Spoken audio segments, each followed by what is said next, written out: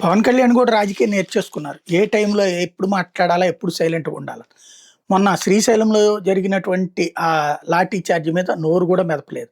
అలాగే శ్రీకాళహస్తిలో నిన్న జరిగినటువంటి అనియంత్రిత పోకడల ద్వారా పోలీసులు ప్రవర్తించిన తీరు మీద నోరు మెదపలేదు. కానీ అద్భుతంగా సర్వీసెస్ అందేసినాయి అన్నటువంటి స్టేట్మెంట్ మాత్రం ఇచ్చారు. మహాశివరాత్రి 2 రోజుల ముందే భక్తులకు ఇబ్బంది లేకుండా పలు ఆలయాల్లో ఏర్పాట్లు చేశాము అంటూ ఏకంగా ట్విట్టర్‌లో ట్వీట్ చేసుకొచ్చారన్నమాట. ఎక్స్‌లో శ్రీకాళహస్తి గిరి ప్రదక్షిణ మార్గంలో కొత్తగా సిమెంట్ రోడ్ నిర్మించి ప్రారంభించి ఇది మంచిది. చాలా చక్కటి పని చేశారు.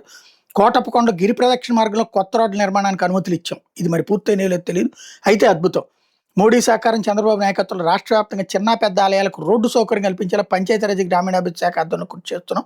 ఆలయాల అభివృద్ధికి ధర్మ పరిరక్షణ కూటమి ప్రభుత్వం కట్టుబడి ఉందని మరోసారి తెలియజేస్తున్నా అంటూ శ్రీశైలం జ్యోతిర్లింగ క్షేత్రం, శ్రీకాళహస్తి వాయులింగ క్షేత్రంతో పాటు పంచరామ క్షేత్రాలు తలరారుతున్న పుణ్యభూమి అంది.